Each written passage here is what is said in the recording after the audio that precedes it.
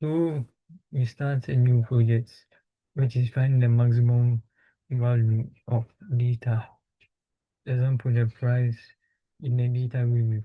So first we start by declaring our columns as usual. So data review dot one dot column count equals to, which means we are using only two columns.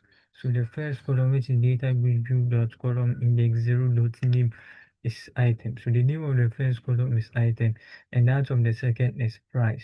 So the data review one dot rules dot r, we add new rule, we add rules to the data grid view table, and the first row has values apple and 4.99, the second has banana and 2.75, and the third orange and 3.10, the fourth grapes and 1.50. So we double click on our button UI, which gives us the skeleton private sub button one underscore click. So in this, we define a variable known as main value, and it has type double, which is set to double dot max value. So we start from, meaning we have set it to the maximum value. So we move on to the for loop. So this for loop iterates through all the rows we have. So if not row dot is new, then it means that if the row is a new row, like the rows which hasn't been touched, then it should be ignored. So we later move on to a variable which is declared within the if statement or the conditional if condition statement. So dim val as string is equal to rows dot price dot value dot to string. So this extracts all the values of the in the price column and converts it to string. Make sure they are string in nature. So if it's numeric val, then dim num and double equals convert dots to double val. So you convert our value because the values in the price column will be stored in the variable val. So we then convert those values which are string to doubles.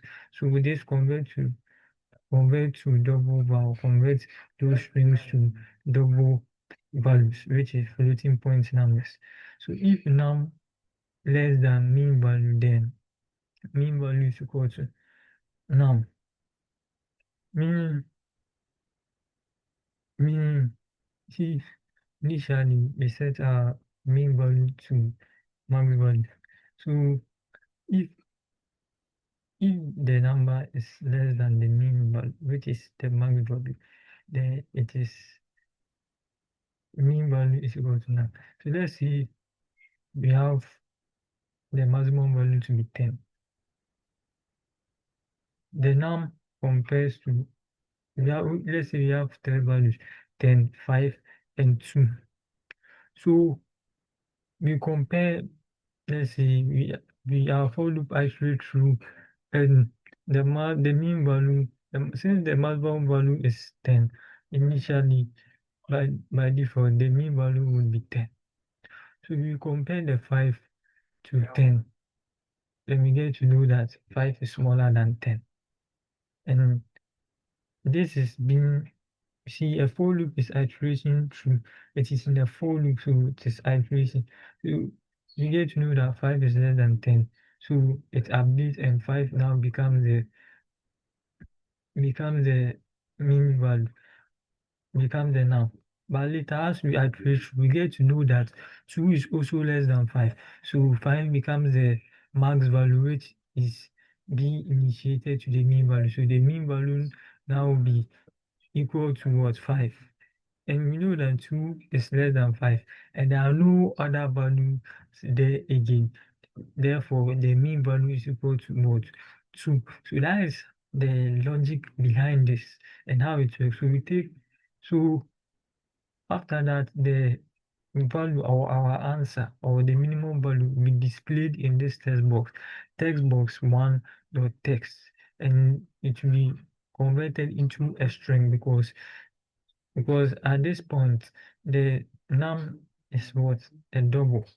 It's a double, it's of double data type. So the text box when it is being displayed in the text box, it should be converted to a string data type.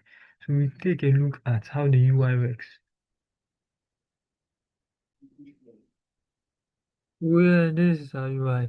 We have 4.99, 2.75, 3.1, and 1.5. And we know that our minimum value is 1.5. So let's check by clicking it. So here is it.